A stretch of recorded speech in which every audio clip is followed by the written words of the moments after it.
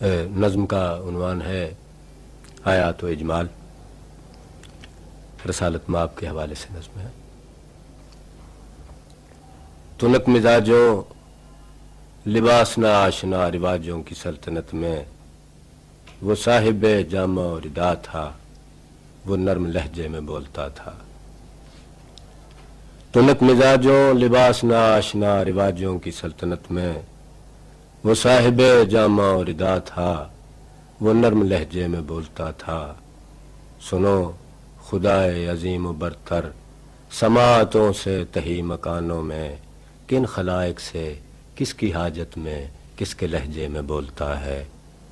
یہ مالک عصر دیکھنا کون ہے کہ جس کے خطوط پر کار کعبہ قوسین کے پلوں سے نکیل تھامے ہوئے ازل کی ابد کا محمل گزر رہا ہے۔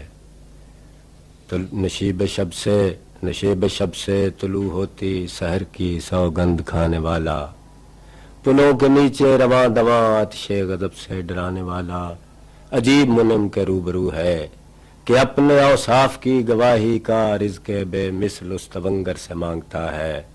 تنک مزاجوں کی سلطنت میں بتایا جس نے دعا کے لہجے میں بات کرنا، لباس نہ آشنا رواجوں کی سلطنت میں سکھایا جس نے نمو کی مشتاق بے ہنر خوئے شولگی کو طریق قطع برید جامہ حریم میں شمع صفات ہونا۔ مکاشفے میں مباحثے میں مباہلے میں دلیل کاتے ثبوت آخر، دلیل کاتے دعائے فاتح ثبوت آخر کو اپنے اوزان کی صداقت میں تولتا تھا، وہ نرم لہجے میں بولتا تھا۔